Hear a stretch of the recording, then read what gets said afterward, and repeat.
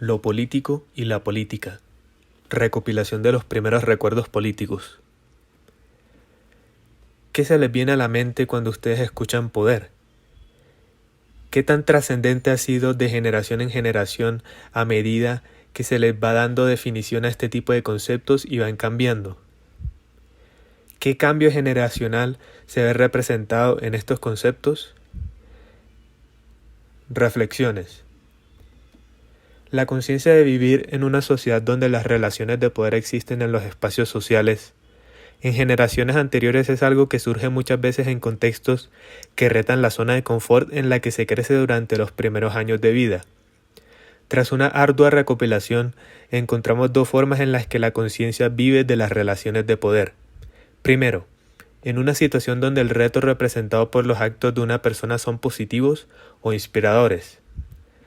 Un ejemplo es cuando a los 7 años, en Chocontá, un familiar ante la figura de dos hermanas que eran las profesoras del pueblo, quienes daban una sensación de respeto, conocimiento y ejemplo, dándose cuenta que figuras con ese carácter y uso del poder para la enseñanza de otros existían.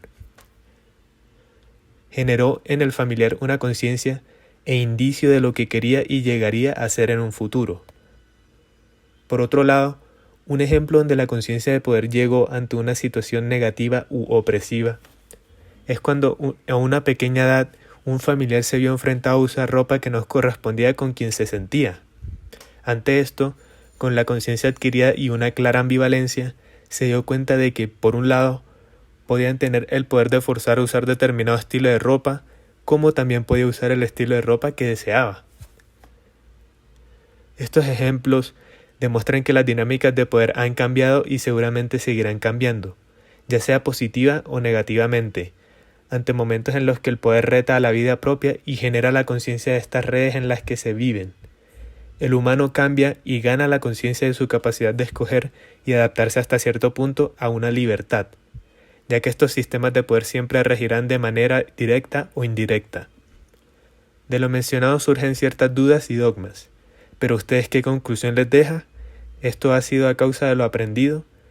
¿Qué es lo que nos espera? Dinámicas de poder. Hay ciertas dinámicas de poder que han sufrido una transformación en el transcurso de los años.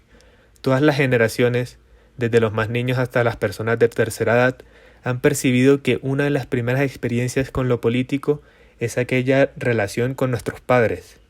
Claramente, con el contexto histórico y social de cada individuo se puede percibir este poder de muchas formas. Por ejemplo, en el caso de la juventud, muchos de nosotros percibimos ese rol de poder, cuando nuestros padres nos obligan a hacer ciertos deberes del hogar o incluso al no dejarnos hacer otras cosas como salir a la calle. Pero en generaciones pasadas, como la de nuestros abuelos o tatarabuelos, se percibía esa inferioridad a sus padres cuando estos los obligaban a casarse a temprana edad y por conveniencia. Claramente, desde la actualidad nosotros en sí y la generación de ahora no observan como correcto aquel poder en el que los padres regían en el casamiento. Ese cambio de perspectiva sobre lo político y el poder de los padres ha cambiado y ha transformado por generaciones dentro de la sociedad.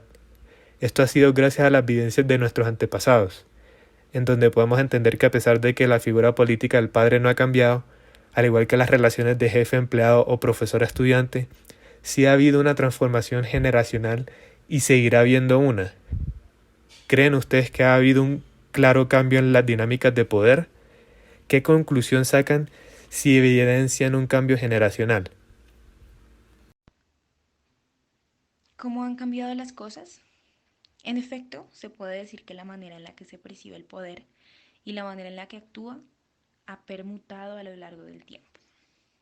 Tomando en cuenta la información recopilada sobre las generaciones más antiguas y su visión frente al poder, cabe resaltar cómo las personas de tercera edad y mayores en general no entienden el reconocimiento de figuras de poder mediante un recuerdo específico.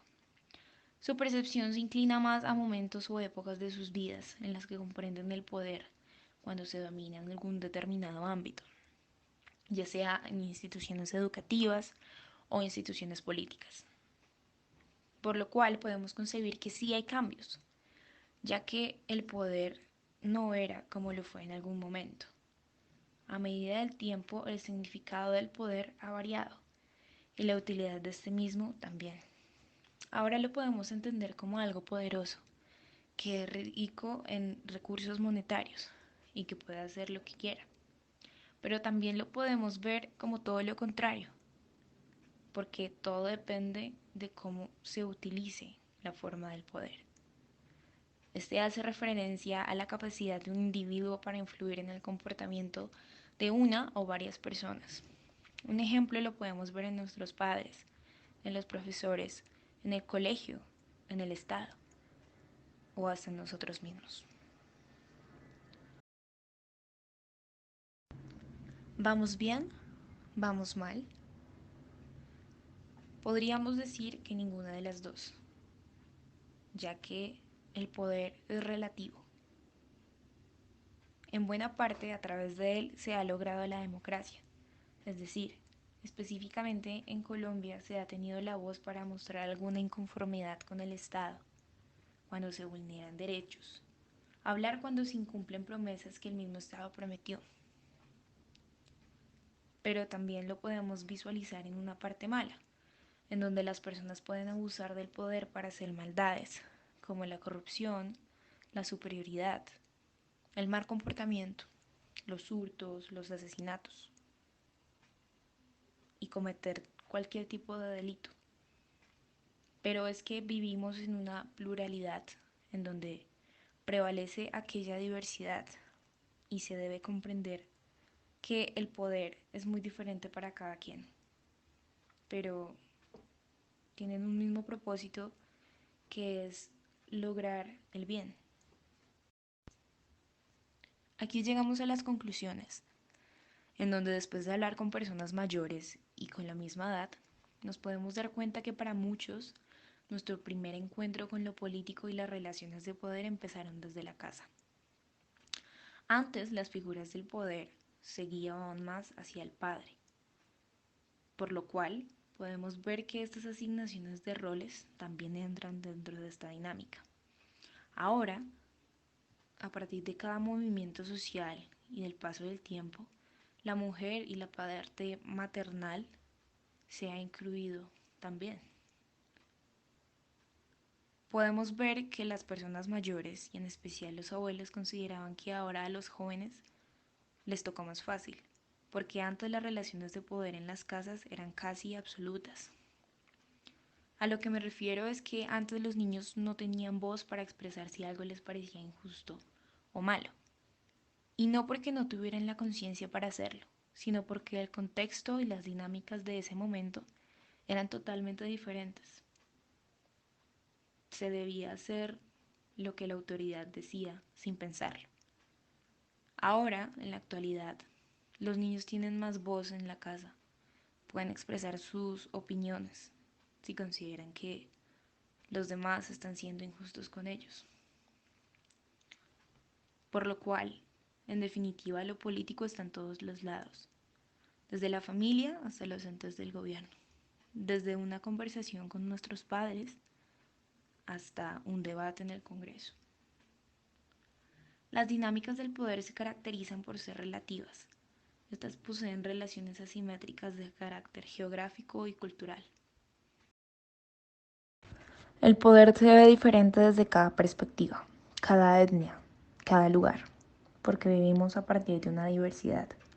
Sin embargo, lo importante es que lleguemos a la cuestión y a la duda de aquellas dinámicas del poder que permean nuestra noción de vivir.